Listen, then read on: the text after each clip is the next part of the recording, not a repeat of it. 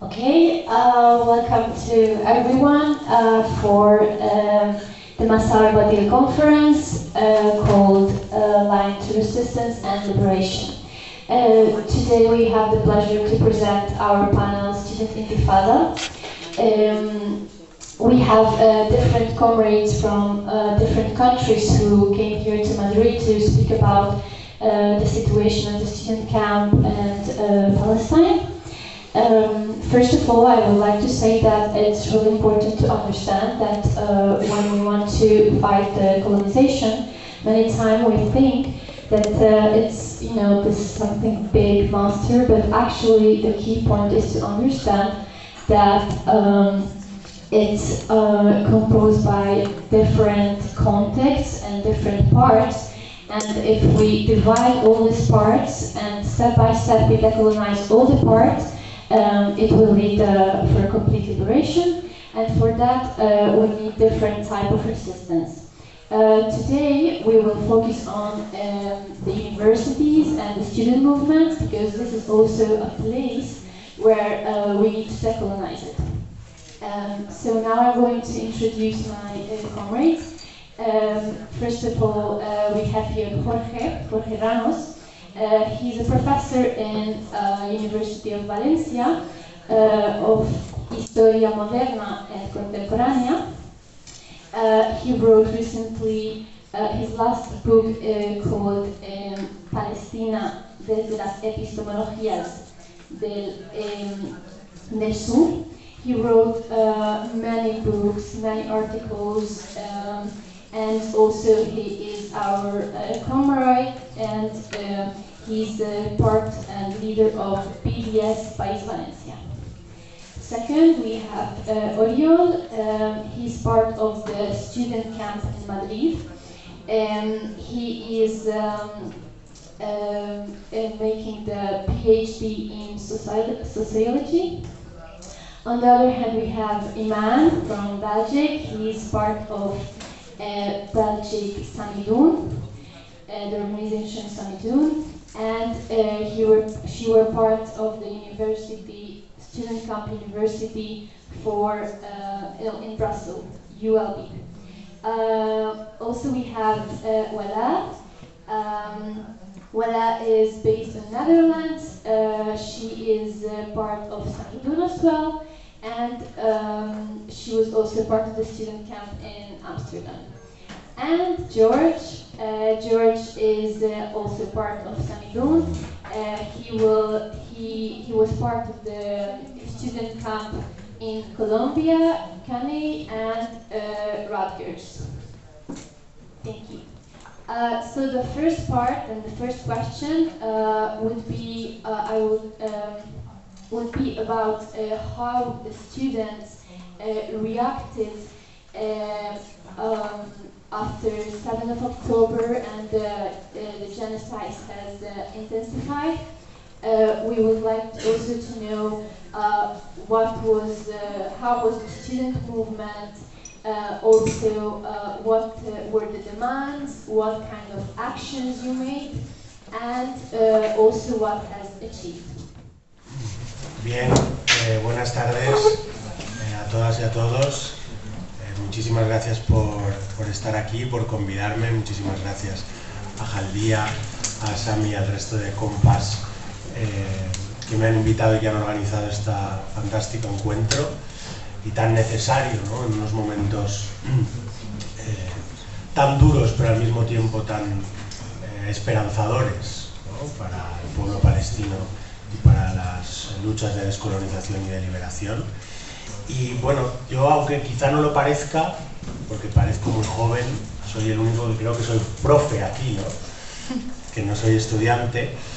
Entonces, bueno, es un orgullo también y me siento muy honrado de poder estar con personas que han hecho de la lucha, que han hecho una contribución a la lucha palestina tan extraordinaria como han sido los recientes movimientos estudiantiles. Y yo vengo también porque me gusta decirlo siempre. La gente que me conoce sabe que presumo mucho de Valencia porque ha sido asolada por la corrupción y las ideas algunas ideas distorsionadas y hay también muchas luchas, ¿no? Hay muchos movimientos sociales muy importantes y obviamente si venimos a hablar de movimiento estudiantil y universitario por Palestina, orgullosamente quiero recordar que fuimos la primera universidad, la Universidad de Valencia, la primera universidad del Estado español en crear una acampada en apoyo al pueblo palestino y una de las primeras 5 de Europa. Entonces, bueno, eso creo que tiene que ver algo también con que esté aquí y quizá, ¿no?, podamos aprender, intentar sacar algunas lecciones para que lo que ocurrió y lo que está ocurriendo pueda servirnos y pueda ser útil para continuar la lucha palestina hasta la completa liberación desde el río hasta el mar, que creo que es lo que, no lo único, pero lo que más nos une aquí para lo que estemos aquí, para lo que estamos aquí. Bueno, yo había preparado unos minutos de contexto también, quizás, creo que Uriol puede también hablar porque él también ha estado en la acampada aquí en Madrid, en el Estado español.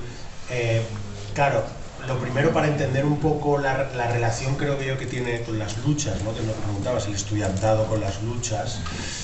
Bueno, yo creo que en el Estado español se asume, ¿no?, en cierto modo, que el estudiantado tiene históricamente un nivel de movilización y de capacidad contestataria mayor, y así ha sido durante mucho tiempo, ¿no?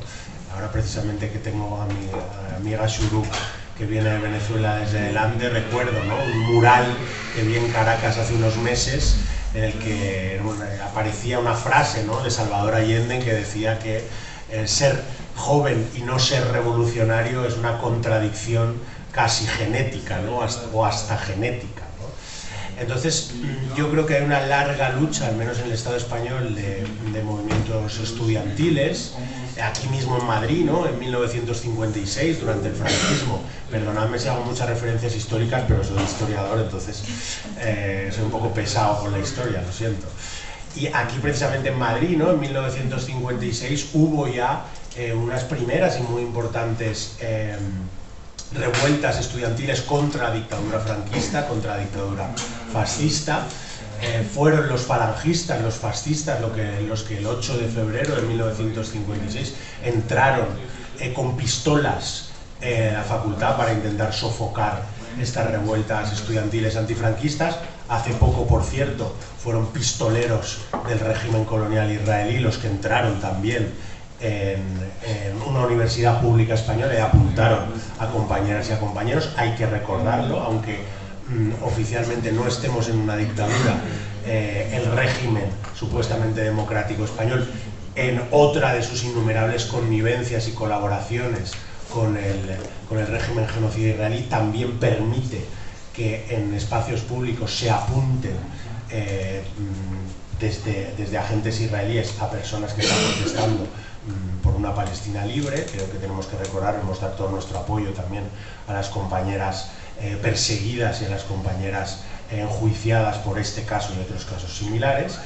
Y yo creo que el movimiento estudiantil estaba bastante dormido en los últimos años, aquí en el Estado español al menos, y desde el ciclo de movilización anterior, que podríamos hablar aproximadamente desde que hubo el proceso de Bolonia, el intento de implantación de una nueva normativa europea en educación superior que trajo muchas protestas y muchas ocupaciones de facultades, pues no había habido, entre el ciclo que podríamos decir entre 2008 y 2014, no había habido un ciclo de luchas y de movilizaciones estudiantiles tan grande como los que ha habido hasta ahora. Entonces es muy interesante y hay que agradecer también, hay que agradecer al estudiantado, pero al mismo tiempo agradecer a nuestros compañeros y compañeros palestinos, que ha sido la causa palestina la que ha vuelto a despertar la lucha estudiantil, haciendo una contribución muy interesante, muy importante, centrada sobre todo en la figura de las acampadas, pero no únicamente, la figura de las acampadas, que además aquí tiene una gran tradición también, especialmente por el movimiento de los y las indignadas del 15M de 2011, que nos recuerda, ¿no?, cómo es el núcleo del ciclo de movilización anterior, y que además tiene un gran eco mediático. O sea, nosotras y nosotros Por ejemplo, en la Universidad de Valencia, desde el primer día, sabiendo que iba a tener un gran eco mediático, nos pusimos a recoger todas las noticias, informaciones, noticias de medios de comunicación, no publicaciones de redes sociales, sino noticias de medios de comunicación, y fueron en 19 días más de 300 noticias en medios de comunicación diferentes, periódicos, prensa, televisiones, de todo el mundo, los que hablaron de Palestina, ¿no? Entonces yo creo que es algo que ha sido muy positivo, muy interesante y que hay que continuar en esa línea. Ahora profundizaremos más en otros temas. Muchas gracias, y está claro que a raíz de lo que actualmente está pasando, pues la lucha estudiantil se ha vuelto a renacer. Pasaría la palabra a Oriol. Vale, gracias a toda la organización. Creo que voy a intentar hacer un balance de lo que ha supuesto la acampada por Palestina en Madrid, centrándome más entonces en Madrid que en todo el Estado español, porque tampoco lo desconozco, aunque bueno, conozco un poco los casos, pero me voy a centrar un poco más ahí. Para hacer este balance, primero me gustaría, ya que estamos en un momento de confianza con gente implicada, pues hacerlo de una manera mucho más abierta y explícita de lo que normalmente hacemos cuando hablamos con prensa y demás, ¿no? Entonces en este balance va a haber críticas y van a haber comentarios de cuestiones que quizás no hemos hecho públicamente, pero para que así se entienda bien cómo fue el proceso de la acampada. Para empezar, me gustaría remarcar que hubo dos momentos organizativos distintos en la acampada. El primer momento empezó con la preparación de la acampada, ¿no? Cuando estaban dándose las acampadas internacionales, acamparon las de Valencia, acamparon Barcelona, pues desde Madrid existía un bloque interuniversitario de organizaciones estudiantiles que ya estaban organizadas para preparar cuestiones desde el 7 de octubre se habían empezado a organizar pues, para ir juntas a manifestaciones, etc. Entonces decidieron acampar. Entonces este grupo de militantes estudiantiles preparó la acampada y hicieron un análisis que contenía dos errores previos en el momento de la preparación. El primero fue, preveían un desalojo. Estaban viendo desalojos internacionales, entonces entendían que la acampada, literalmente acampando un martes, suponían que no iba a durar ni siquiera hasta el viernes. Finalmente la acampada duró 32 días.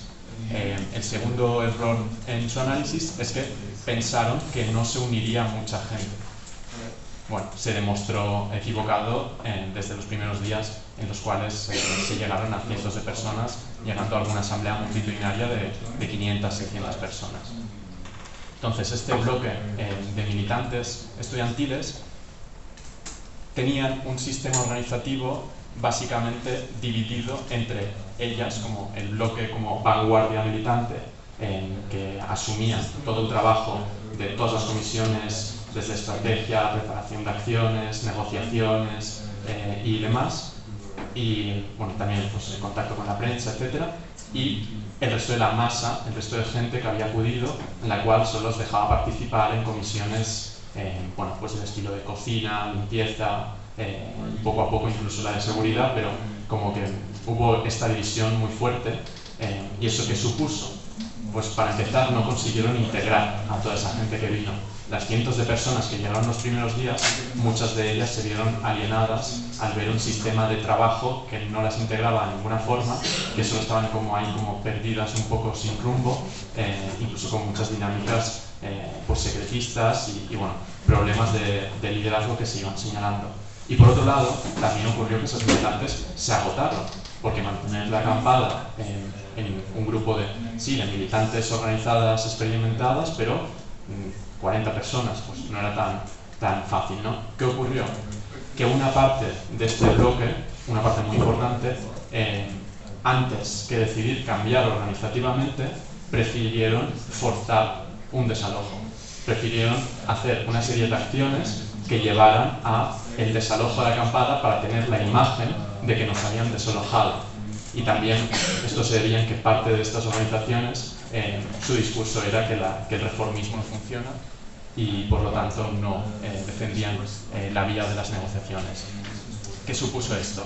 se hizo una ocupación muy mal planificada del vicerrectorado, y esta ocupación, literalmente, cuando vieron que no les estaban desalojando, llevaban 4 o 5 horas ahí dentro, pues decidieron salir. Y después de esta ocupación salieron con la cola entre las piernas y básicamente empezó un proceso de reorganización, ya que estas organizaciones ya decidieron levantar campamento e irse. ¿Qué ocurrió entonces? Pues las que quedaron empezaron un proceso de balance y crítica, pero que realmente fue muy apresurado, porque teníamos que continuar, y nosotras sí creíamos en ciertas vías, ¿no? Creíamos que había un potencial en la negociación, etc. ¿Qué ocurrió? Que esta reorganización que hicimos, que fue como a partir del día 12, empezó una nueva etapa donde la asamblea era soberana y no estaba dirigida por este bloque de vanguardia, ¿no? Si bien creo que demostró ser un modelo superior, o por lo menos mejor, en cuanto que reducía las asimetrías en el trabajo y los problemas de liderazgo previo, seguíamos sin tampoco diseñar una acampada que estuviera hecha para durar y para integrar eficazmente a las recién llegadas. Esto se debía a que los cimientos viciados de los que partíamos, y también se debía al fin del periodo de exámenes y de la EBAU y la llegada del verano, que estaban muy cerca, ¿no? La veíamos que en 20 días iba a estar la universidad vacía. Entonces tampoco teníamos un gran tiempo para reorganizarnos, sino teníamos que hacer acciones directas y rápidas para intentar lograr que antes de que llegara el verano haber forzado un cierto avance en las negociaciones y algún tipo de concesión. Entonces, claro, no llegamos a hacer tácticas de reclutar a más gente como pasacampus, tampoco preparamos comités en todas las facultades, sino que nos centramos en un plan de acción para los siguientes días, y lo cumplimos con las fuerzas que teníamos muy reducidas después de ese momento de descalabro que fue esa ocupación apresurada y terrible del rectorado, y que posteriormente a eso mucha gente, tanto del bloque se fue como gente que vio lo que había pasado y se desanimó totalmente con el movimiento, se levantó y se fue, y ya solo quedaron pues sobre todo muchas individualidades que habían ido llegando. Entonces, para entrar un poco en un resumen de las cuestiones generales, creo que, y bueno, ya dada por explicada esta como división organizativa, las demandas que teníamos desde el campamento por Palestina en Madrid era romper las relaciones todas que hubiera con Israel y con empresas que estaban colaborando con el genocidio. Un problema que hubo es que teníamos esa demanda sin haber hecho un estudio previo de cuáles eran esas relaciones. No las conocíamos, asumíamos que estaban, y en verdad algunas de las universidades públicas no tenían relaciones directas con ninguna institución israelí, por ejemplo, ¿no? Entonces, había una asunción de esas demandas sin siquiera haber hecho un trabajo previo de estudio. Otra cosa que demandábamos nosotros las universidades era el reconocimiento de que se estaba dando un genocidio, y también hacíamos una demanda al gobierno de que rompiera relaciones y aplicara sanciones a Israel, con la búsqueda de ese objetivo de mínimos que era el alto al fuego. Las acciones que hicimos en el primer periodo de organización fueron manifestaciones, acciones de pintadas y de pequeños como sabotajes o vandalismos en la universidad, y finalmente esa ocupación mal planificada y que no se mantuvo. Y posteriormente, en el segundo bloque organizativo, en el segundo periodo organizativo, nos centramos en protestas performáticas, es decir, protestas donde con botes de humo o con dallings de mucha gente hacíamos lecturas de manifiestos exponiendo los vínculos concretos de la universidad con el genocidio, ¿no? Intentando buscar ese tipo de respuesta y de impacto mediático. También se llegó a hacer descolgar una pancarta gigantesca en la Plaza del Sol, la plaza de la capital, en fin, muy emblemática. Y después también, al final de todo, cuando ya veíamos que íbamos a tener que desacampar, hicimos una última acción de disrupción, que fue cortar una calle, 90 personas, nos sentamos y tuvieron que venir las policías a desalojarnos, y conseguimos imágenes de represión. Entonces, a nivel de impacto mediático, efectivamente, sí que logramos estar continuamente en los medios que se hablara de ello. Por otro lado, las concesiones fueron, la verdad es que, pocas. Para empezar, voy a centrarme ahora, o generalizar un poco, ir a Barcelona, que sí consiguieron una muy buena victoria, que fue la ruptura con las universidades e instituciones israelíes y con las empresas relacionadas. Después, Granada y Jaén consiguieron que se rompieran académicamente los vínculos con las universidades israelíes, pero no con las empresas. Y por otro lado, en Sevilla no consiguieron nada y de hecho finalmente, tras una ocupación frustrada por la policía, fueron desalojadas. Estos logros que hubo, y en Valencia también, estos logros que hubo en Barcelona, Granada y Jaén están ahora mismo paralizados porque han sido demandados por asociaciones sionistas porque supuestamente son por antisemitismo, entonces cautelarmente están paralizadas. Por otro lado, en Madrid pues conseguimos, por ejemplo, que la Universidad Complutense tuviera una revisión y posible ruptura del convenio y que, bueno, esto también ha sido denunciado por una asociación sionista y alguna declaración condenatoria, ¿no? Por ejemplo, en la UAM se equiparó a Israel con el apartheid de Sudáfrica, pero nunca ninguna de ellas han usado la palabra genocidio. Entonces, ciertos compromisos para crear comisiones de investigación con los vínculos de Israel y estas empresas que financian el genocidio son compromisos que nos han hecho las universidades, pero que a la práctica no se están tirando adelante. Sí se están tirando adelante en la Universidad Complutense, pero por ejemplo el seguimiento de esos compromisos lo están haciendo las profesoras palestinas y no las estudiantes. En general, actualmente no estamos consiguiendo avanzar con el trabajo necesario que el momento nos pide, básicamente desde que dejamos la presencialidad de la acampada. Y con esto yo creo que ya doy por cerrado el balance inicial. Muchas gracias, Sergio. I'm going to give...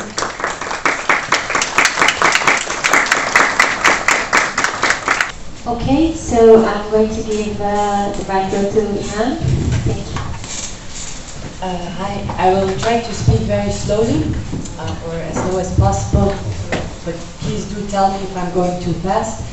So hi everybody. First, thank you so much for inviting me to be part of this panel.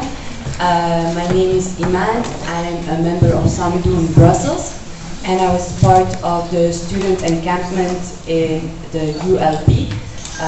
It's the Free University of Brussels.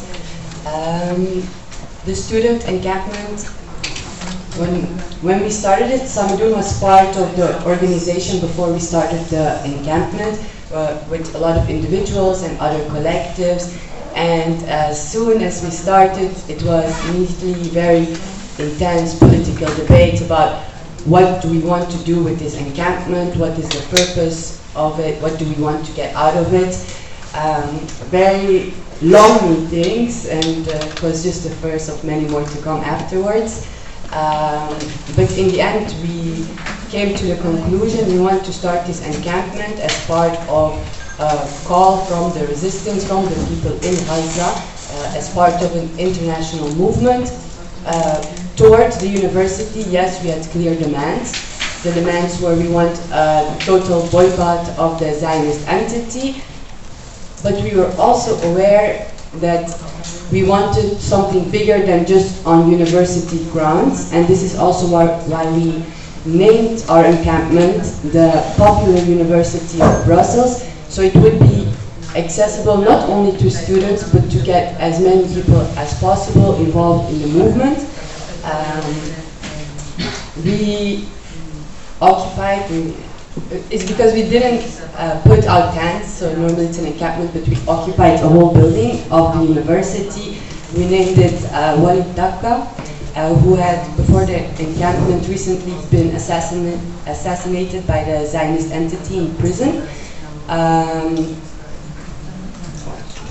So, as I said before, like our goal was to, yes, we are based in university, yes, and most of us are students, but it's way bigger than that, and we opened up our assemblies to a lot of people, and we tried to learn from each other and politicize it as much as possible. So it was a lot of heated discussions, because also we started the encampment at the times of elections in Belgium. So a lot of youth movements who are part of specific NGOs who belong to political parties had their own agenda that they wanted to implement in it. So they wanted the encampment to suit their agenda so that these political parties could be involved in it. They could come, take pictures, and be like, yes, this is what we're doing for Palestine. But they could only do so if there were certain conditions put in place, such as us not being too political. Just focus on the academic boycott, try to get an academic boycott, don't talk about Palestine from the river to the sea. You know, this is not for us to decide. This is for the Palestinians to decide. But it's not us who's deciding this. We are just responding to the global call, to the call that's coming from the Palestinian people, so from the Palestinian resistance. Really, I'm summarizing this so short, but this was discussions of hours on hours, 5-day assemblies every day. But it really became a place for a lot of people to organize. It was where we learned how to respond to police violence. It was where we called for demonstrations in front of the Zionist embassy, and everybody could return to safely in group. Yes, and we knew that, like as what we got from the demands, we got nothing.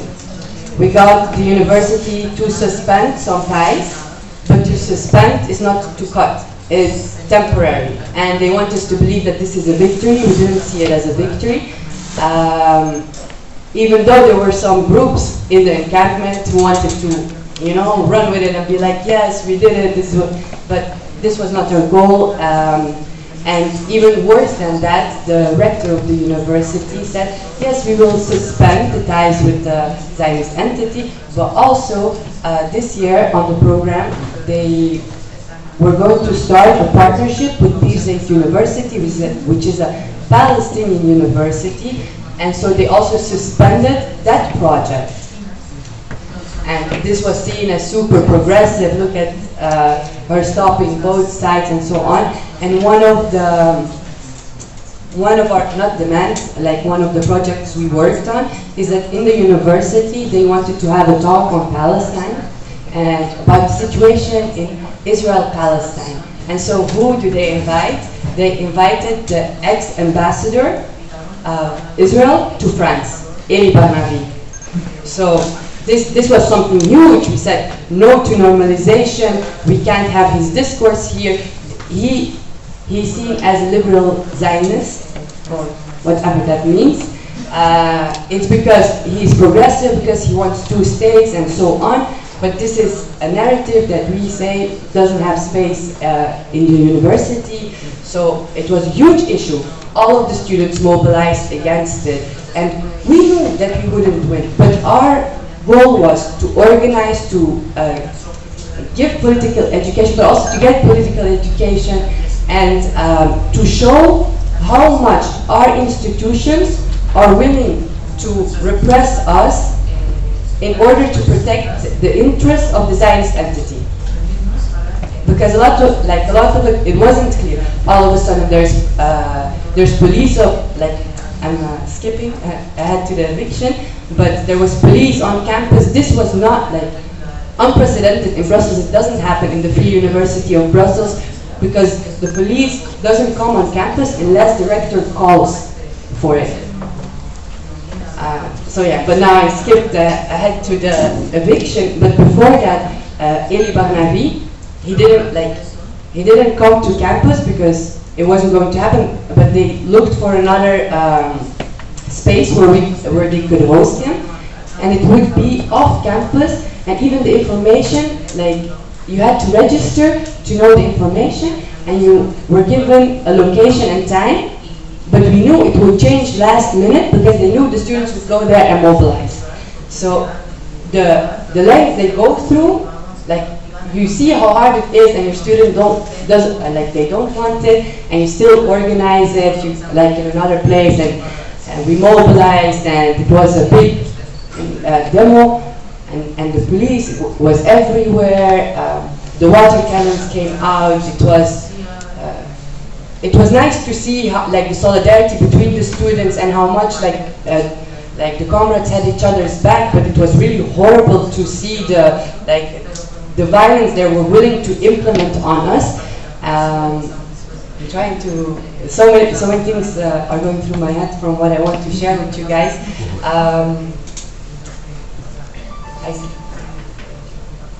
I think. No worries. Yeah, sorry.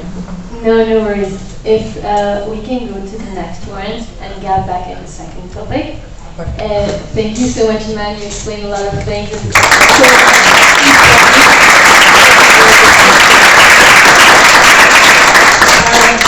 Our next roommate, Wala, is going to speak about university in Amsterdam. Thank you. Yes, thank you so much. Is the sound right? Yeah? If it's more closer, maybe? Maybe close? Yeah. Yes, hello everyone. My name is Wada. I'm part of Samidun Netherlands, and I'm so excited to be here. Thank you so much for everyone that you are here. I'm so happy to see comrades and students from Spain. I'm from the Netherlands, where we had around 12 encampments. And before I kind of get into the details of those encampments and how it went, I just want to mention that this was, for the Netherlands at least, a huge, significant and historic moment, because we have never seen on such a large scale a student uprising like this. Maybe in centuries, but maybe even at all, ever. This was a very significant historic moment, and I think almost all of us can really relate to that on an international level as well, what kind of historic and important moment this is.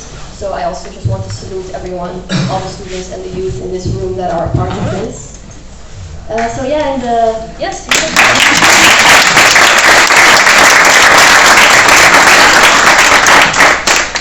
So in the Netherlands, our encampment started in Amsterdam. The same day, the same night, after midnight, the encampment was shut down in a very violent way. Police got into the demonstrators with bulldozers, extreme violence. There were comrades in the hospital from their injuries. There were comrades whose bones were broken. A comrade had a skull fracture. It was really bad, even for us, shocking police violence. Of course, it's not surprising. But in the context of the Netherlands, this was definitely police violence on a very large scale. However, the reaction to the police violence from us was actually, I would like to frame it almost as in a positive light, because the next day, the streets of Amsterdam were filled with thousands of people who got out in support for Palestine, but also for their comrades who were repressed. At some point, there were hundreds of demonstrators in vans, about 100 students or activists that were arrested. They were put into a police van, and then all the other activists gathered around the van and started actually puncturing the tires, the wheels of the van. So, yeah, all the protesters were let out, which was just, I think, a very important moment that is definitely ingrained into my memory, and it really set the tone for the rest of the movement, the student movement in the Netherlands, because the encampments continued regardless of the police violence, because, you know, when repression increases, the resistance to it increases as well. I think all of us can kind of see that. It fuels you with this anger, and you want to do something about it, and that's really what we've seen in the Netherlands. Even the encampments at Amsterdam continued. People kept showing up, and the students, you know, they took it. The police violence intensified even more, but the students were really brave and, in front of the police. In other encampments, there was more room for things such as teach-ins. So in the University of Rotterdam, comrades were actually allowed to stay for a long time with their tents. So they took that opportunity to organize teach-in. Also, we as Samidun were a part of that. We did things such as letter readings. For example, a letter reading by Hassan Kanafani. and things like this to really connect with the students at the university and use this opportunity to raise our political consciousness. And that's also how I would like to kind of frame the achievements of the encampments, because in regards of demands, we had the typical demands that the other comrades also mentioned, such as disclose, divest. These were the demands across most of the universities in the Netherlands. But, and yeah, some of those were, I wouldn't say they were achieved, because yeah, some universities, such as, just like Iman mentioned, they suspended the ties with the Zionist entity, but they didn't actually cut ties. Some universities, they said, we will cut the ties we have currently, or I'm sorry, we will stop contracts for in the future, but we won't cut the ties that we have currently. So these were all not really achievements. But I would like to frame the questions of what we have achieved a little bit in a different way, because this was really an opportunity, at least for the movement in the Netherlands, to raise our political consciousness. Prior to October 7, we were having discussions about, we weren't even having discussions really about armed resistance all the time. Yeah, these discussions were there in the universities and in the student groups. But after October 7, a lot of students got radicalized. As my personal experience and the other experiences from Samidoun comrades was that most of the students actually perceived us in a very positive light. Samidoun has a very clear political line, and the students like to be associated with us. They like to be associated with the clear message of the right to resistance, the right to return, liberation from the river to the sea. So this was really a time for us to raise the political discussion to a higher level. So not anymore, we want this university to cut ties, because this is bigger than that. So, and I think that the day that I just talked about, the first day in Amsterdam, kind of already set the tone for that, when the thousands of people were out into the streets of Amsterdam. These were people from all kinds of different movements. It wasn't just students, it wasn't just youth, it was people from the climate movement, people from the feminist movement, migrant communities, from the LGBTQ+ community, people, all oppressed people in society. And it really showed us that Palestine is the thing that unites all of us, and we are not just doing this for the Palestinian liberation, but also for our own liberation, the liberation of the people in Spain, in the Netherlands, in the United States, Belgium, because Palestine is really the thing that unites us on a good revolutionary basis, on an anti-imperialist basis, on an anti-colonial, anti-capitalist basis. So that's how I would like to kind of frame the question of what we've achieved with these encampments. And yes, we've experienced a lot of repression, but I think that means we're doing a good thing. It means we are scaring the state. Repression is a part of this struggle. If there's no repression, there's not really a struggle going on.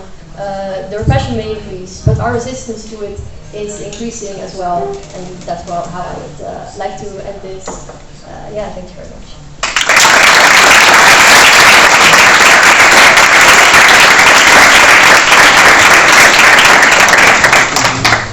Thank you very much, Lara. It was really, really interesting. I'm going to give the mic to George. He was part of the first student encampment, and he will tell us how was the experience. Thank you, comrades, for having me and for hosting the panel.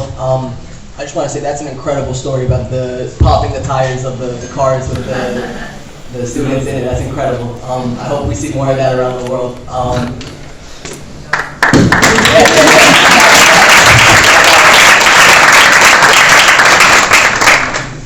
So I'm in a little bit of a unique position. I'm not a student. I'm a member of Samidoun, New York, New Jersey. And in New York is Columbia University, which was the first university where the students held their encampment. Before I talk a little bit about the encampment, I want to talk about the background of the universities in the United States. And I'm sure to a degree that it extends to the universities in Europe. But in the United States, every university is for-profit. There is no free universities. And these universities manage massive endowments, right? They, for example, Columbia University manages an endowment of over $13 billion. Rutgers University, which is a public university in New Jersey, manages an endowment of $1.9 billion. Princeton University, also in New Jersey, manages an endowment of close to $35 billion. Right, so these universities, we understood, are not actually institutions of education. These are hedge funds and investment institutions who are taking our money as tuition, giving us a garbage education, and then turning around and investing that money in the same companies that were slaughtering Palestinians in Gaza, in Lebanon, in Syria, Iraq. And we saw the people of Yemen, the people of Syria, the people of Iraq, the people of Iran answering the call of the Palestinians to escalate, to confront the Zionist occupation and the Zionist enemy and the imperialists in any way they could, from blockading the ports to firing missiles to however they could. They answered the call, and we were sitting near or in these institutions that were managing tens and tens of billions of dollars of investments in the companies building the bombs, building the tanks, putting together the bullets and the guns. And the Columbia encampment, I'll talk a little about it now, now that I've given some background. The Columbia encampment began with the CUAD, the Columbia University Apartheid Divestment Group. They established an encampment in the front lawn of Columbia, and it was quickly taken down, right? But immediately, the community and the other students returned the next day, and the encampment was almost 2 times the size by the next day. It's important to also note that Columbia University sits in the heart of Harlem, which is a working class, black and brown neighborhood in Manhattan. It is maybe one of the only working class neighborhoods in Manhattan. Columbia University is the largest landlord in the neighborhood. So the people, the community members around Columbia are very familiar with the university and have a lot of animosity towards the university for legitimate reasons. So when the encampment started, it was not only students who went to join the encampment, it was community members who came out. Not only because they understood that Columbia was investing in the companies that are slaughtering Palestinians and participating in the genocide, but also because they understood that these are the same forces, the same university that is doing this is also the same university that's gentrifying their neighborhoods, that's raising their rent, that's bringing police into the neighborhoods to militarize the neighborhoods in order to protect students, right? These are things that have been going on for a long time. So very quickly, Columbia decided to shut the gates and not allow any non-students into the campus. When that happened, we immediately, political Palestinian organizations in New York, led by Within Our Lifetime, began to organize demonstrations at the gates, blocking the gates to protect the students from the police being able to get in.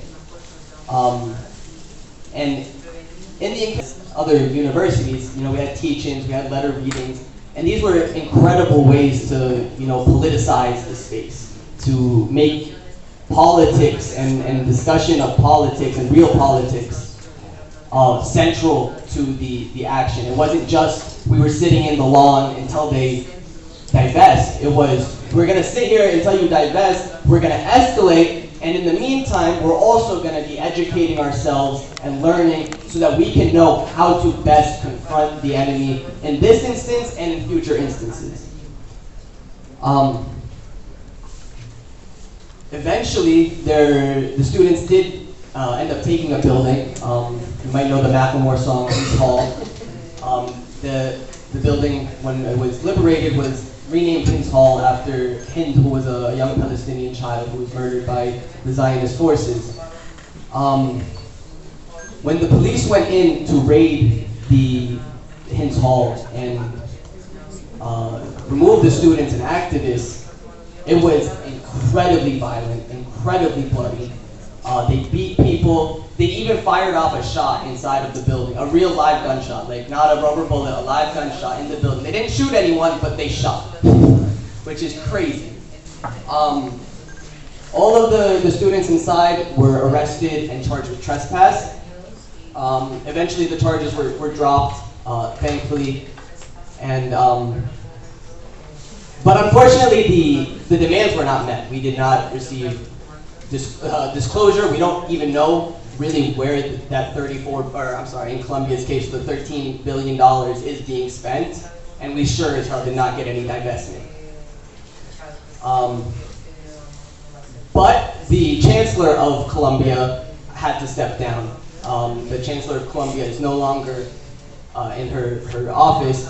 And I think it's important to note because this was a pattern that kept coming up across encampments in the United States. The Chancellor of Colombia was the first Arab Chancellor of Colombia. And that was used, that Arab identity was weaponized against the students and against the protesters. And that was a recurring pattern. They would often block Palestinian groups from coming in and then bring in one Arab who had their mindset that could tell the students, as an Arab, you should accept the deal, you should leave the encampment, you should, concede on your demands. And in some cases it worked, such as in Princeton and Rutgers. In other cases, such as CUNY in Colombia, it did not work. CUNY, I'm not sure how much time I have, I apologize if I go over. But in CUNY, I'll talk briefly about this and wrap up. CUNY is a working class university. For reference, their endowment is only $300 million. And they had one of the most militant encampments in the city. They also took a building around the same time as Hins Hall. And I encourage everyone to look up the case of the CUNY, CUNY 28. Their charges were not dropped in the way that the Ivy League Columbia University charges were dropped.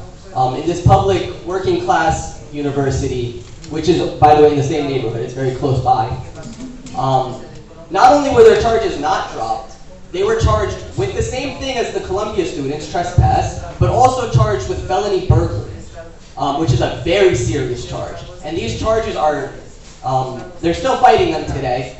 And if you would like to read their last statement after the last court case, I would encourage everyone to look it up. It's on the Sammy Doon website, sammydoon.net, the CUNY 28. But I'm gonna wrap up here so we can continue. Thank you.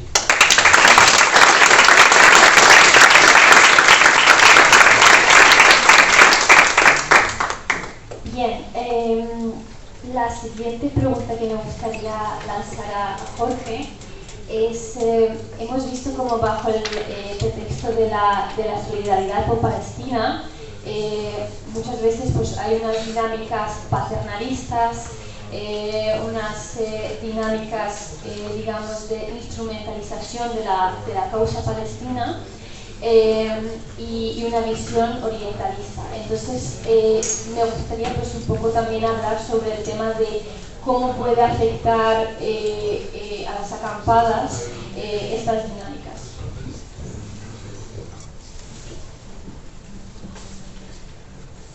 Bueno, muchísimas gracias. Es un placer escucharos, compañeros y compañeras.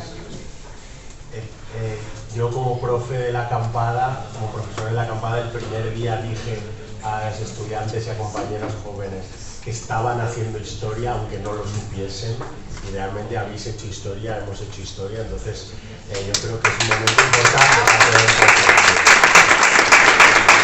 aunque no se hayan conseguido los logros, yo soy peco de optimismo, intento ser optimista, así que bueno, voy a intentar también acabar con lo que me ha preguntado la compañera y empezar desarrollando un poquito también cómo fue nuestra experiencia.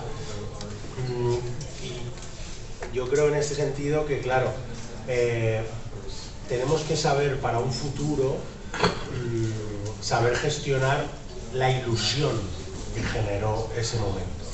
fue una explosión de ilusión gigantesca. Entonces, esos momentos no pasan tantas veces en la vida.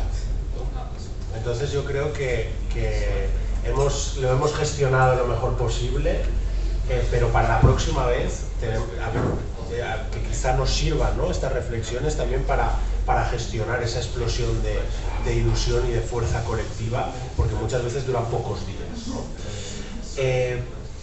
Claro, en nuestro caso, por ejemplo, en la acampada de la Universidad de Valencia, que propusimos desde el BDS País Valencià, todas las medidas que ha comentado el compañero Uriol y que adoptaron el resto de acampadas fueron, creo, las que ya desde un primer momento dijimos que básicamente era poner fin a toda complicidad, a todo acuerdo, a toda colaboración con la entidad sionista, pero efectivamente en cada universidad había diferentes convenios, acuerdos o no, ¿no?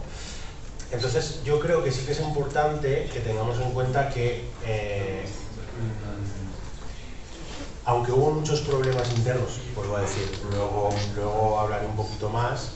Claro, cuando hay gente que está dispuesta, como nuestra acampada, a hacer hasta 3 asambleas al día, nosotros hacíamos a las 8 de la mañana, a las 2 del mediodía y a las 8 de la tarde asamblea. Eso tiene un potencial revolucionario extraordinario que también tenemos que tener en cuenta y también tenemos que repensar mucho sobre eso para un futuro, cómo podemos gestionarlo. Se crearon múltiples comisiones. Me recuerda algunas cosas al 15M, porque en el 15M y en las acampadas, algunas acampadas, la comisión de comunicación o el grupo de trabajo de comunicación tenía mucho poder en determinados momentos. Entonces esto también tenemos que tenerlo en cuenta para un futuro. ¿Quién gestiona las redes? ¿Cómo se gestionan las redes? ¿Cuál es el discurso que hay que poner? Yo creo que en nuestro caso no hubo problemas sobre discurso, todo el mundo aceptó, ¿no?, las grandes líneas rojas palestinas sin ningún problema, con obviamente una crítica feroz a los dos estados y a toda esta línea del sionismo, o al sionismo liberal o progresista, como queramos llamar, por supuesto todas las complicidades, etcétera, etcétera. Se hicieron muchas charlas, mucha formación interna y mucha gente, como para ver algo positivo, fue una escuela de ciudadanía, una escuela de lucha para muchas personas, estudiantes universitarias e incluso de fuera. Entonces, yo creo que esto es muy importante y tenemos que saber también valorarlo, reflexionarlo y tenerlo en cuenta. Hay una generación, aunque obviamente no era la mayoría del estudiantado universitario, porque en el fondo ¿cuántas personas podía haber en cada acampada?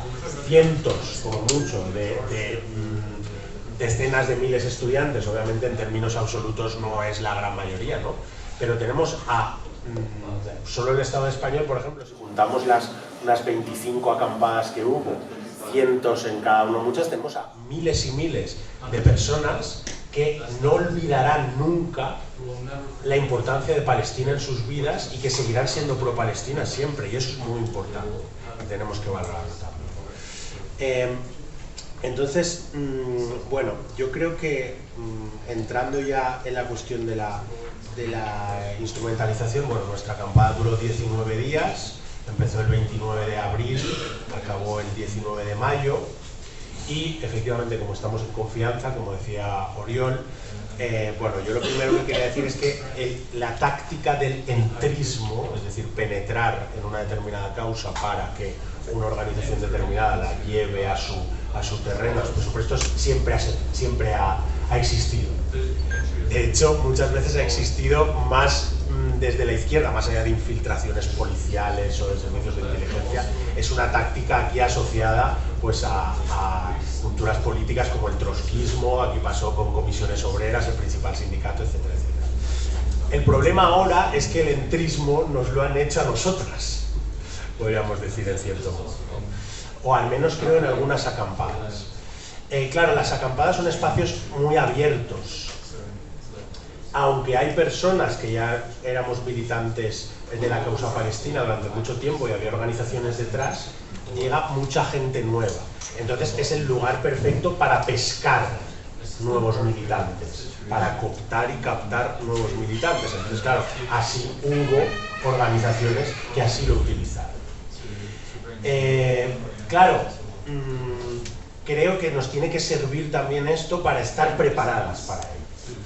En nuestro caso, al menos de la Universidad de Valencia, esto no significó que ideológicamente se suavizase el discurso o las demandas, no significó eso, pero claro, las personas que quisieron aprovecharse de la causa palestina, pues yo la verdad es que eso sí que me dolió mucho. Estas personas, yo tenía confianza con ellas, nunca había hecho ninguna crítica abierta en público, ahora sí. Y, por ejemplo, claro, ahí tenemos que ver también lo que queríamos conseguir. Estas personas decían, no, es que el centro, el problema era la socialdemocracia. Decían. Obviamente, todos criticamos la socialdemocracia y su connivencia, su colaboración con la entidad sionista, la compraventa de armas y todas las relaciones académicas, culturales, diplomáticas, económicas, institucionales que tienen. Pero vamos a ver, aquí estamos con y para Palestina, no para que el centro de la crítica sea contra la socialdemocracia. Porque se llegó a intentar un manifiesto conjunto en el que el título del manifiesto no era con el pueblo palestino, por decir algo, y contra el genocidio y por el fin de las relaciones con Israel, era contra la socialdemocracia. Entonces, claro, esto tenemos que ver cómo trabajar con esto. ¿Qué pasa? Que en algunas acampadas estas personas eran las que... ¿me vas a decir algo, Sami? No, no lo digo. Vale, yo a lo mejor me estoy diciendo algo malo. ¿Vale? No.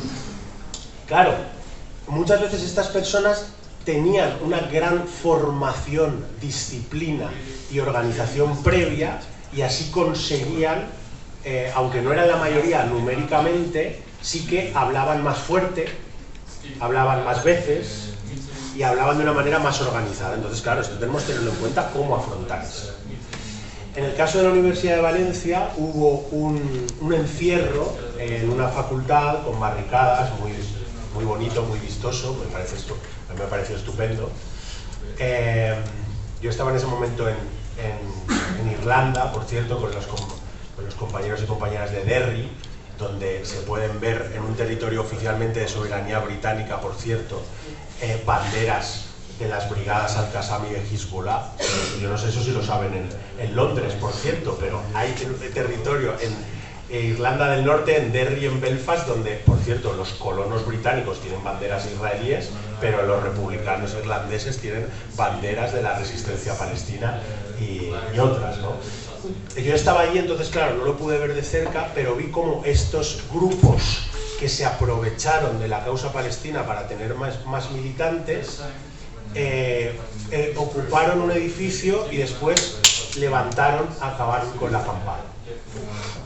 Claro, mucha gente me decía a mí, Jorge, si en Valencia, que habéis sido la primera acampada del Estado español, os vais sin conseguir algún logro, sin conseguir que la universidad se comprometa a romper algún acuerdo, algún convenio, aunque sea, ¿cuál es el ejemplo que dais? ¿De qué sirve, no? Entonces, efectivamente, ahí algunas personas, yo por primera vez en mi vida rompí el mandato asambleario de una asamblea que estaba ahí y me puse a negociar. ¿Por qué? Porque yo soy un poco más optimista, otra vez más que Oriol. Fueron realmente entre 10 y 12 universidades que se comprometieron en el Estado español en diferentes grados, en diferentes niveles, a no tener acuerdos con Israel, a romper los que ya tenían o a no aceptar no tenerlos. ¿Ya llevo 10 minutos? Si no he dicho nada todavía. Bueno, no. ¿Qué quiero decir? Que hay que tenerlo desde el punto de vista histórico. Hay muchas personas que vamos luchando por el fin de las complicidades con Israel en el ámbito académico y en el resto. Y en el ámbito académico no habíamos conseguido que el organismo que representa a todas las universidades, que es la CRUE, la Conferencia de Rectores, hiciese un comunicado diciendo por primera vez en la historia que hablaba de suspender o de romper relaciones con Israel. Y han sido entre 10 y 12 que lo han hecho. Esto fue gracias a las acampadas. Ahora tenemos que luchar por el cumplimiento y por ampliarlo. Pero es muy importante cómo las acampadas también consiguieron, en primer lugar, desnormalizar a Israel. Hablamos muchas veces de cómo, ¿no?, Israel intenta normalizarse en el mundo, la entidad sionista intenta normalizarse, pues en muchos casos a través de los medios de las redes conseguimos desnormalizar a Israel. Obviamente se desnormaliza sola, ¿no? Pero claro, para nosotras se desnormaliza siempre, pero ahora amplios sectores lo vieron. Y además yo creo que también, y tenemos que incidir en eso, la normalización de la ruptura total y absoluta con Israel. Eso creo que también es un paso adelante. Entonces, bueno, yo creo que si hay un intento, como conclusión, si hay un intento de instrumentalización, si hay intentos que puede seguir habiendo, como ha habido en muchas acampadas, lo que tenemos que precisamente es las personas que nos dedicamos a la causa palestina, estar muy pendientes, hacer reuniones de urgencia con todo el secreto, toda la discreción que sea, y actuar de una manera rápida y clara y hacer entender que estamos aquí para la causa palestina y no para que otras organizaciones pesquen, ¿de acuerdo? Entonces, espero que nos pueda servir eso también para reflexionar sobre ello, hablarlo con más compañeras y compañeros, y que en un futuro, si hay algo similar, nos pueda ser útil. ¿Verdad? Gracias.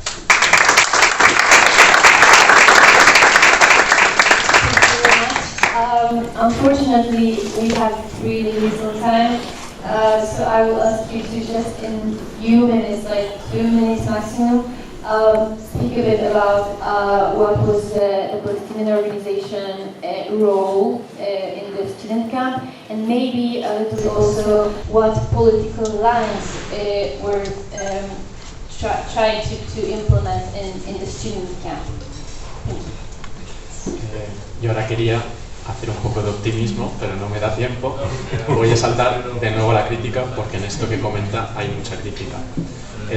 Básicamente creo que faltó una interconexión de las acampadas con el resto de cosas existentes. Eso supuso, para empezar, no había una verdadera coordinación a nivel nacional, o era bastante escasa, y en absoluto a nivel internacional. No llegó a conectarse con el resto de movimientos sociales y clase trabajadora organizada, ni siquiera con las organizaciones palestinas. Una conexión prácticamente espuria. De hecho, ni tan solo llegó a conectarse Palestina con el resto de causas de los campus, a diferencia de, por ejemplo, las ocupaciones de los edificios en la Universidad de Goldsmith, donde ahí había un proceso de privatización de la universidad, y entonces se ocupó un edificio por ello y otro edificio se ocupó por Palestina, y ambos edificios estaban conectados y se ayudaban mutuamente, ¿no? Y esto es relevante actualmente en Madrid porque se está aplicando, está a punto de hacer una ley, la ley de universidades de Ayuso, en el cual el 30% del presupuesto tiene que salir de manos privadas, lo cual va a hacer mucho más difícil romper acuerdos con Israel o con Santander o con quien sea, porque van a necesitar ese dinero. Incluso a lo mejor se pueden hacer nuevos acuerdos, por lo que es importante saber conectar las luchas, ¿no? Y ya yendo a las organizaciones palestinas, es que en un principio fueron menoscabadas, dada la lógica colonial que nos empapa. Por un lado, era una acampada convocada por un bloque de organizaciones estudiantiles que llevaba una mirada replegada en sí misma, con objetivos como captar nuevos militantes o reconstituir el movimiento estudiantil, pero para nada establecer relaciones con otros movimientos y sus convocatorias.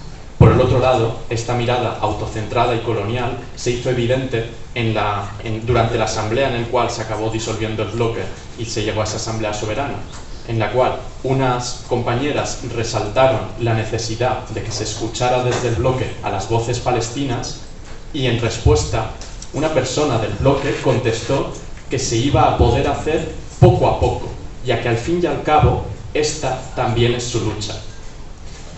En fin.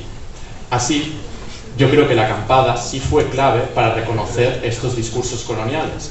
Y también hay que destacar que fue gracias a la presencialidad y al tener un contexto localizado permanente que dichas asociaciones y organizaciones palestinas pudieron acercarse y darse a conocer y ayudarnos.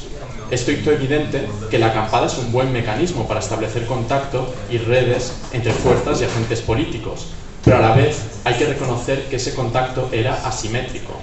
Recibíamos ayuda, comida y apoyo, y ni siquiera establecimos mecanismos claros para trabajar conjuntamente con dichas organizaciones.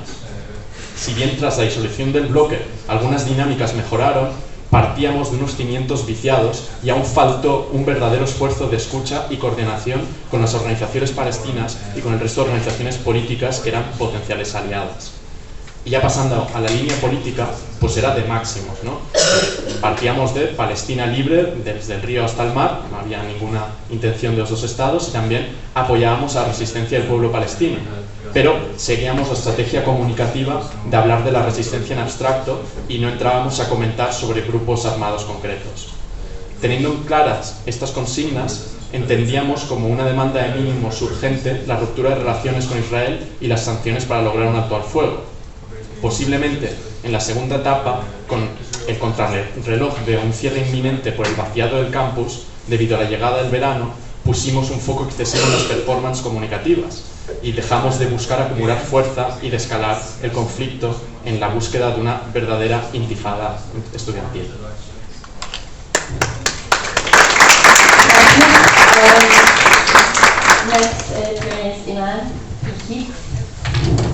Okay, thank you. I'll try to keep it short, and also I want to get back to the point I forgot earlier.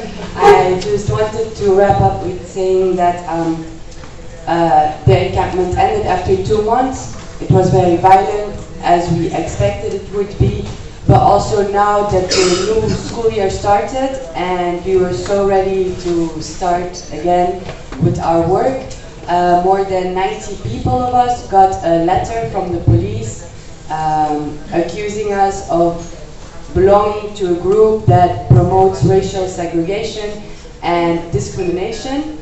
So, of course, this was a bit of a setback with the new school year. Like, we didn't know how we will organize now, but like my comment what I said, this repression that we face only means that we're doing good work, and it only makes us better as well, because now we learned how to organize with a legal team, and we got more contacts with lawyers and so on, and we're building a broader network.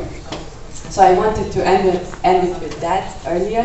And with the Palestinian NGOs, we have some, 2 maybe, not that many in Belgium that are really old, but these NGOs, obviously they wanted to co-opt the movement, but they exist because of the status quo in Palestine. They benefit from it. So that's their work. So they will never implement a revolutionary line or support it. And this was very clear, and the movement was already aware of these people. Now, as I said before, it wasn't only the NGOs, it was also like students being part of political parties trying to implement their agenda in it and so on.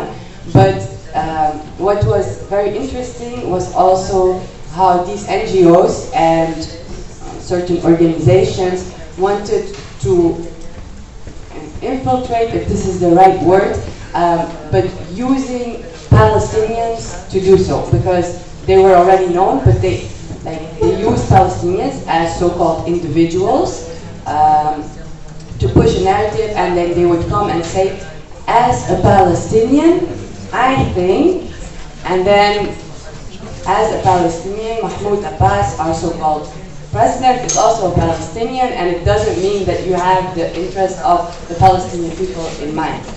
So this was a bit difficult at first when, I mean, for some of us it was very clear,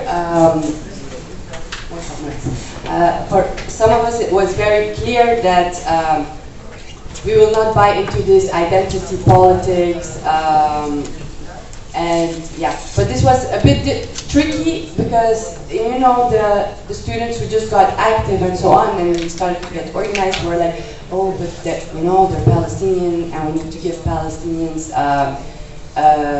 space, and we need to listen to them more, and so on. And yes, for sure, but you should base it on their politics and not of the Palestinian ethnicity and so on. I'll wrap it up with that. Thank you.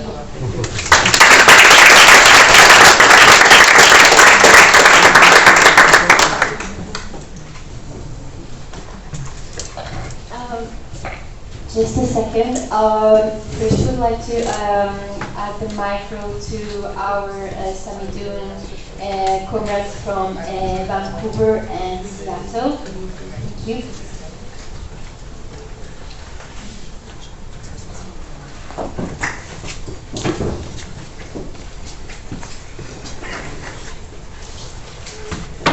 Hello everyone, my name is Tasbih. I'm with Super UW Students United for Palestinian Equality and Return. A little context on our campus, about our campus. We're located in Seattle, and our campus has a history of activism and participating in movements that are happening around the world, and it's located in a city with a broad class difference. So that is represented in our students, and that gives a little bit of context of why things happen the way they did. I want to touch on some positives that did happen in our encampment. It did radicalize people, and it showed that liberal students and the administration is not our friends, and these institutions are part of the bourgeois, and we cannot achieve divestment and liberation through working with admin and the bourgeois class. We did a lot of educational portions, we had a post-faculty law, a panel with them, and then we did a scientific socialism library that was present, part of our encampment, that really kind of was a way to show why admin and bourgeois is not on our side. I only have 5 minutes to speak, and I wasn't sure if I was going to be speaking, so I'm a bit frazzled. Kind of touching on what Iman just said was identity reductionism. It was a liberal view of weaponizing identity, which led to the thing that we unfortunately signed with admin, and the unity on the reasons for the encampment. We didn't have a purpose for why we launched this encampment. Was it really because the resistance was calling it? Was it really to achieve divestment, or was it really because other campuses around the U.S. were doing it? And that really damaged, or we weren't united. That really damaged kind of what our goals were and why we were there.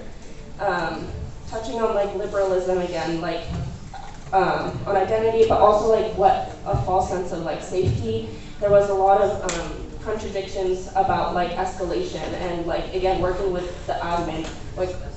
The encampment itself was an escalation, but we had to go beyond that to continue fighting instead of just sitting there and working with admin. We had to show that we are not on their side, we do not want to work with you, and we will do whatever we need to do to achieve divestment, which is not what happened. There was,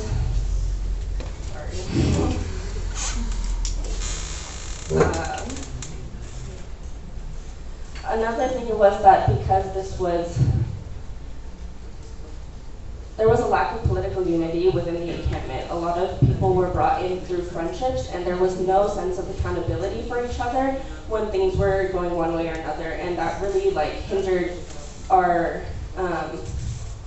decisions within the encampment, but also post-encampment. And we're still working on making repairs with people because of how friendships or these close relationships were limiting people from being true and honest with each other. Which, what does that even mean as a friend? Or yeah. But honestly, we learned a lot of lessons from the encampment, and within Super, kind of consolidating our unities and showing that structure and leadership are very, very important. And this is the only way that we can keep the movement going forward. And we learned a lot of lessons from that, and I think we're moving in the right direction now. So.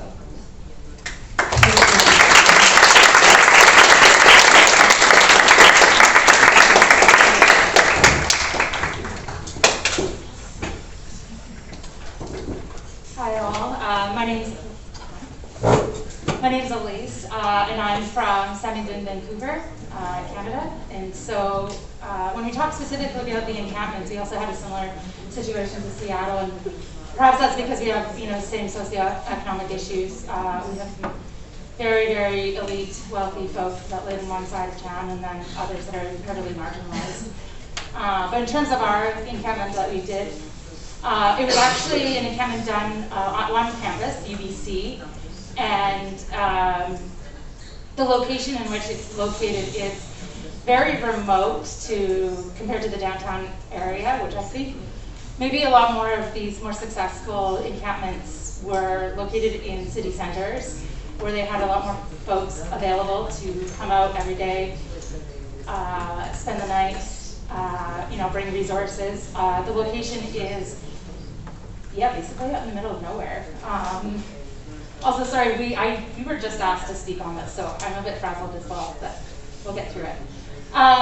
So in terms of UBC, I'm not a UBC student. I am a Simon Fraser University student. So we didn't have the capacity to share resources and kind of divide into all the campuses that were around in this area. So we put all our resources into one focal encampment for the entire region, which at the beginning I think really worked out in our favor. Within like an hour of putting it live, we had resources flowing in, we had meal train services created.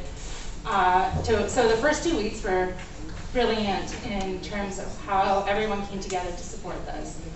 I think in terms of where divides happen, it's very similar to what I'm hearing here.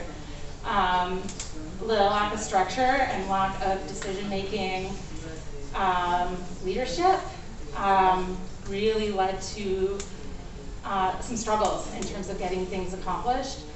And this idea of liberalism that came up so much. A really big divide in terms of how folks wanted to approach this. Obviously, we had encampment rules and guidelines that you have to agree to by entering. And one of those rules was not to speak to UBC admin, which I think is pretty standard across the board. But there was a group that were doing negotiations that wasn't actually known to most of the people at the encampment. So I think that kind of created some divide amongst the area and the folks. Sorry, one second. I'm just going to look at my notes because this was a very last minute. And identity politics. Yeah, I think that perhaps is still one of our biggest issues in Vancouver. We're really grateful to have someone working with us that comes from the US, in the southern US, and they explained that even there, the identity politics is not what we have in Vancouver. And so that's a big struggle. Obviously, as a white woman, it's hard to come into a space and know when to be more,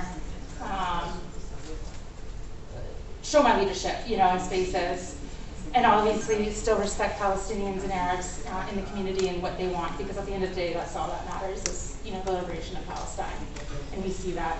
But this plane of identity politics and liberal ideas is really the downfall of, I think, of a lot of the issues that we're seeing right now. And the same divide that happened within camp is now happening also within the larger community. And so some groups might not want to work with other groups. And those of us who want to be more radical and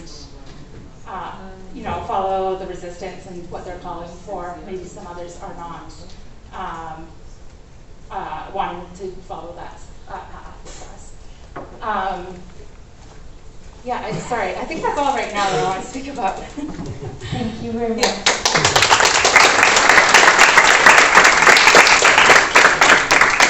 The mic is still up. Thank you. Yes, I don't think we have a lot of time left, right? So I will keep it short. And I guess what I want to bring into this discussion is more of a positive note. And that is that 10 years ago, at least in the Netherlands, we weren't having the conversation that we are having today about a more revolutionary line or a more liberal line.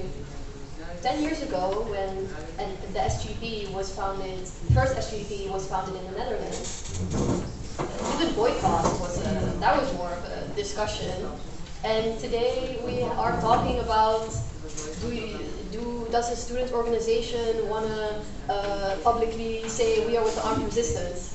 This was unthinkable just 10 years ago, maybe even a few years ago. So I think from the 7th of October until now, that has changed a lot, and the political consciousness was really lifted to a higher level, and I think that's a really positive development. And at this point, anyone that is on the more on the non-revolutionary line, more of the BDS line, more liberal line, whatever you want to call it, the people that are not with the resistance, the people that are not for the right of return, for liberation from the river to the sea, they are more on the fringes. They are behind on the mass movement.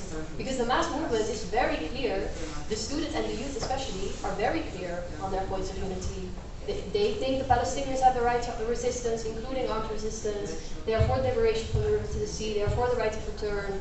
And these are the people that are leading our movement right now, are on the front lines. It's the students and the youth, and their revolutionary line is really inspiring to see, and I think that's just a great development that I also wanted to bring into the discussion, also from the perspective of the Netherlands, and I think we can see this in other places as well, that 7th of October has really radicalized a lot of our politics, especially among the youth. I think I will wrap it up with that.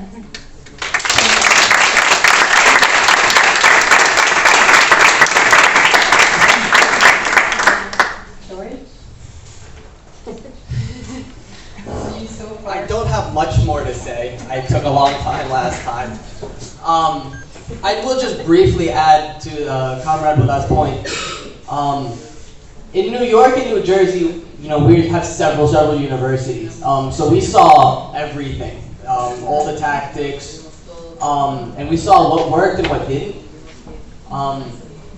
The campuses where the liberal NGO narrative won out ended up very quickly closing their encampments, receiving a few symbolic concessions, such as a community, like an Arab community center, or an Arabic language class, or stuff like that.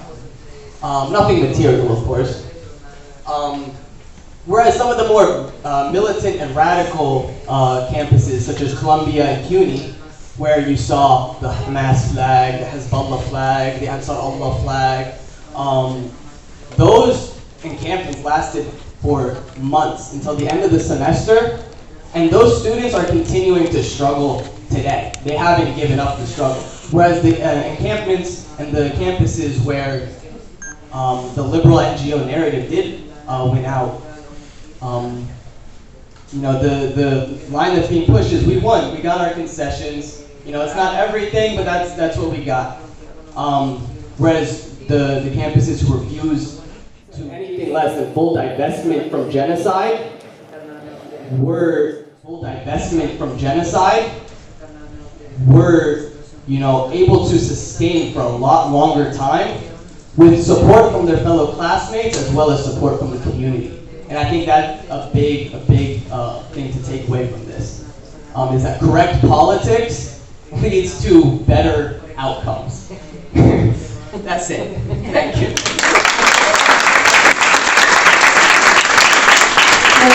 Just to close this panel, thank you very much, all comrades. It was really interesting to have this time together.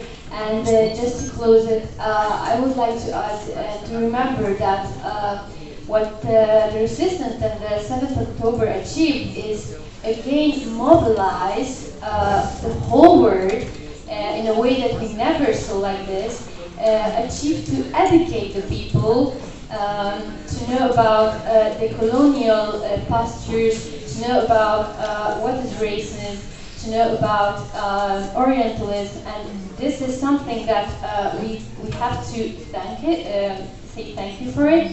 And for sure, this is really an optimistic future, because now we have a strong, educated, consistent future who will still work for a liberation and to have a major impact. So yes. Thank you.